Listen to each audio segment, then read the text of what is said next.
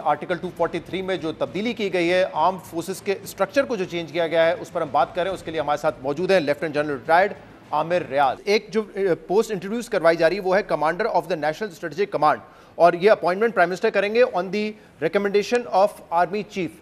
ان کا کیا اختیار ہوگا؟ جو chairman joint chief of staff کا اختیار ہوتا تھا جس میں اسٹریٹجک پلاننگ ڈویژن بھی تھا, یا ہمارے جو نیوکلیئر ایسٹس ہیں, کیا وہ اب اس کمانڈ کے تحت ہوں گے؟ اور اسی میں پھر یہ بھی کہا جا رہا ہے کہ ایک سویلین ایک اوور سائٹ بھی ہے ہمارے پورے نیوکلیئر اور میزائل سسٹم کے اوپر نیشنل کمانڈ اتھارٹی کے تحت. کیا اس کو بھی تبدیل کیا گیا ہے؟ نہیں, دیکھیں national command authority stays intact. وہ تو بہت ضروری چیز ہے, that is the overarching body جو ہمارے نیشنل کمانڈ اتھارٹی جو ہے ہمارے نیوکلیئر پروگرام کو اوور سی کرتی ہے. وہ تو وہیں پہ ہے جس میں prime minister is the head of that. اس کے اندر کچھ اور منسٹرز ہیں, اس کے اندر اب C D A chief of defence forces بھی آ جائیں گے, اس میں تینوں چیفز بھی موجود ہیں. سو دیٹ از دیر. یہ جو ہے دس از جو مجھے ابھی تک اس کی سمجھ آئی ہے. نیچرلی جب یہ ایوالو ہوگی تو اور کلیئرٹی آئے گی کہ ہماری جو اسٹریٹجک فورسز ہیں, ہماری جو نیوکلیئر فورسز ہیں, they reside in the naval forces also, they reside in the military also. فوج کے پاس بھی ہیں اور ایئر فورس کے پاس بھی ہیں. ان کو ظاہر ہے کوارڈینیٹ کرنے کا طریقہ ہمارا اسٹریٹجک پلانز ڈویژن سے ہوتا تھا. اب یہ سوچا گیا, اور یہ ٹھیک سوچا گیا, کہ ایک ان سب کو ایک کمانڈ کے اندر لایا جائے جو کہ نیشنل اسٹریٹجک کمانڈ ہوگی, تاکہ ہمارا ڈیٹرنس جو ہے, ہمارا coordination amongst the nuclear forces should be so strong, تاکہ ہمارا جو اوور آل ڈیٹرنس ہے وہ بہت زیادہ مضبوط ہو جائے.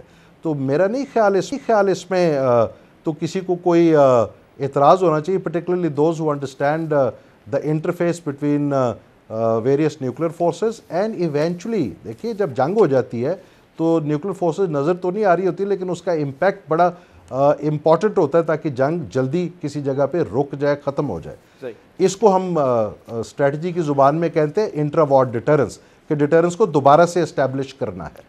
تو اس کے لیے آپ نے یہ دیکھا ہوگا جو پچھلا بھی ہمارا ملٹری کانفلکٹ تھا, کہ ایک دم سے بہت سارے لوگ from Washington and all other places they started talking to people and started saying کہ جی اسٹاپ دس.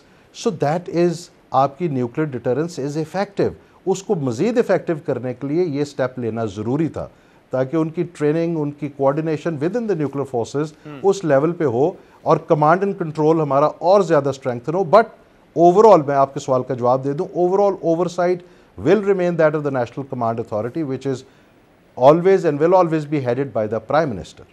Right. اور ایک جو اور امینڈمنٹ کی گئی ہے آرٹیکل 243 سیکشن 9 کو انٹروڈیوس کیا گیا ہے, جس میں کہا گیا ہے کہ field marshal, martial of air force اور ایڈمرل آف دا فلیٹ, ان کو جو پریزیڈنٹ کو آرٹیکل 248 کے تحت امیونٹی حاصل ہوتی ہے وہ بھی ان کو حاصل ہوگی. بٹ آبویسلی اس سے پہلے والی شک میں یہ کہا گیا ہے کہ they will remain in uniform for life. تو اس کا مطلب ان کو جو ہے امیونٹی ہوگی فار لائف. اس شک کو انٹروڈیوس کرنے کا کیا مقصد آپ کو نظر آ رہا ہے؟ دیکھیں جی, میں تو جو اس کو دیکھ رہا ہوں, بیکاز میں تو بیسکلی ملٹری اسٹریٹجی کے اسٹوڈنٹ کے حوالے سے باقی ساری باتیں کی آپ نے, اس کا میں بتا دیتا ہوں کہ یہ جو rank of the field marshal اور مارشل آف دی ایئر اور admiral of the fleet, this is an honorary rank. This is a rank given in recognition کسی ایکسٹرا آرڈینری سروسز کے لیے آپ کو دیا جاتا ہے, اور یہ it's a decision taken by the national government of that time. اور جب آپ کسی آدمی کو یہ رینک دیتے ہیں فیلڈ مارشل کا یا مارشل آف دی ایئر کا یا ایڈمرل آف دا فلیٹ کا, تو بڑی سوچ بچار کے بعد, اس کی contribution towards the national security کو دیکھنے کے بعد, نیشنل سروسز کو دیکھنے کے بعد یہ آپ رینک دیتے ہیں اس کو. یہ رینک کا مطلب یہ نہیں کہ he holds this responsibility forever, کہ جی وہ سی ڈی ایس ہی رہے گا یا ایئر چیف ہی رہے گا. نو, that is an appointment. Appointment will come to an end at its time. And یہ ایک honor ہے جو اس کے اوپر bestow کی گئی ہے, that he carries his uniform with him, and whenever there is a کوئی function ہے, کوئی parade ہے, تو he can wear the uniform, and that is the honor that a nation gives to its armed forces, commander of that stature. اس میں سوال جو ایک اٹھا تھا وہ یہ ہے کہ for example جیسے آپ نے کہا یہ ایک رینک ہے اور honor ہے, بالکل ٹھیک ہے, ایک بڑا obviously جنگ جیتی اس کی وجہ سے honor دیا گیا, لیکن چاہے مارشل آف ایئر فورس ہوں یا ایڈمرل آف دا فلیٹ ہوں یا فیلڈ مارشل ہوں, وہ جو بھی فیصلے کریں گے وہ تو اپنی کمانڈنگ پوزیشن کے تحت ہی کریں گے. کوئی ایئر چیف کے تحت کرے گا, کوئی نیول چیف, کوئی چیف آف آرمی اسٹاف کے تحت کرے گا, تو وہ فیصلے تو اس نوعیت میں وہ کر رہے ہوں گے. لیکن جو امیونٹی دی گئی ہے وہ فیلڈ مارشل یا پھر ایئر فورس مارشل کو دی گئی ہے. یہ کیسے ہوگا؟ ایک تو دیکھیں I am not a legal expert, میں اس کے اوپر مجھے I really do not know مجھے کہ پریزیڈنٹ صاحب کی کیا امیونٹی اور اس کے ایکویولنٹ ان کی کیا امیونٹی ہوگی.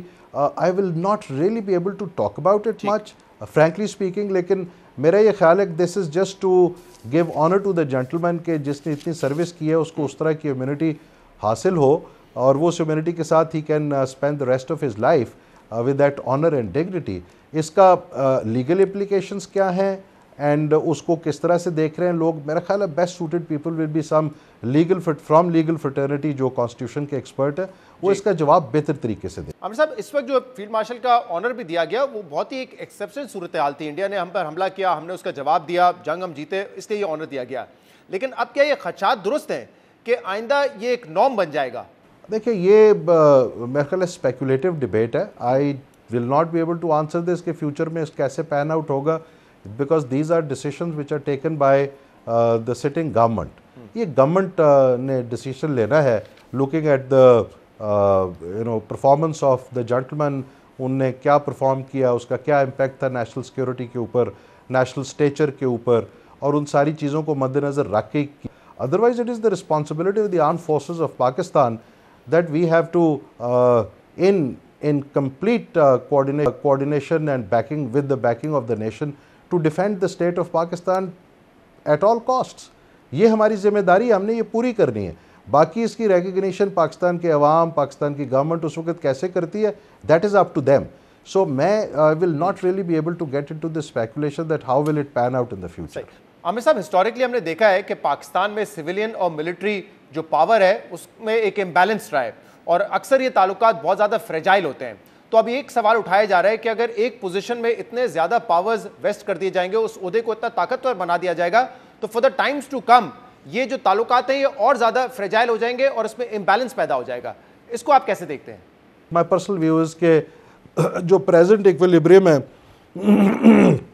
واٹ ایور اٹ از, یہ اچھا ہے, یہ برا ہے, یہ ایسا ہونا چاہیے, ایسا نہیں ہونا چاہیے, جو پریزنٹ فارم آف ایکویلیبریم ہے between the civil military balance اور imbalance with in the country, میرا خیال ہے کہ اس جو سی ڈی ایف یا باقی ابھی جو چینجز ہم کرنا چاہ رہے ہیں اس کا اس کے ساتھ شاید تعلق نہیں ہوگا. It will not change much of the equilibrium between civil and military balance اور imbalance in the country at the moment. آگے کیسے یہ پین آؤٹ ہوتا ہے, بیکاز میں تو اس کو purely from military strategy, from the national defence point of view سے دیکھ رہا ہوں, وچ از اے گڈ تھنگ. تو جتنا ابھی پاور ایکویلیبریم مجھے اس میں بہت زیادہ چینج ہوتی ہوئی نظر نہیں آ رہی رائٹ ناؤ. باقی آگے چل کے کیسے چیزیں ڈیولپ ہوتی ہے دیٹ وی کین سی. ٹھیک ہے, بہت بہت شکریہ, بہت بہت شکریہ